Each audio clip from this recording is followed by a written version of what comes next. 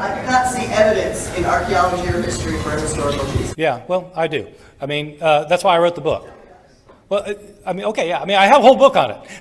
I mean, so there is a lot of evidence. I mean, there is so much evidence that it is not. I mean, I know in the crowds you all run around with, it's commonly thought that Jesus did not exist. Let me tell you, once you get outside of your conclave, there's nobody who. I mean, this is not even an issue for scholars of antiquity.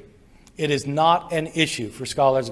There is no scholar in any college or university in the Western world who teaches classics, ancient history, New Testament, early Christianity, any related field who doubts that Jesus existed.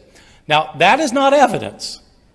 That is not evidence. Just because everybody thinks so doesn't make it evidence.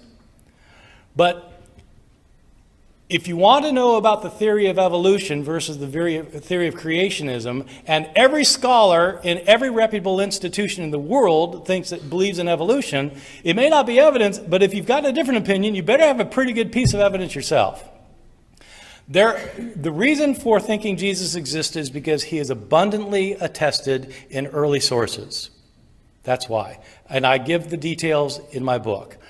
Early and independent sources indicate that certainly that Jesus existed. One author that we know about knew Jesus' brother and knew Jesus' closest disciple, Peter. He's an eyewitness to both Jesus' closest disciple and his brother.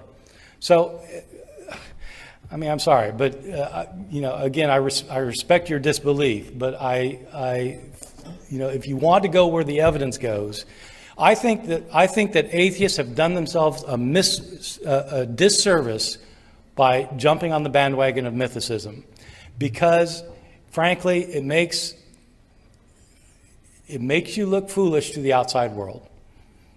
If that's what you're going to believe, you just look foolish. You are much better off going with historical evidence and arguing historically rather than coming up with the theory that Jesus didn't exist.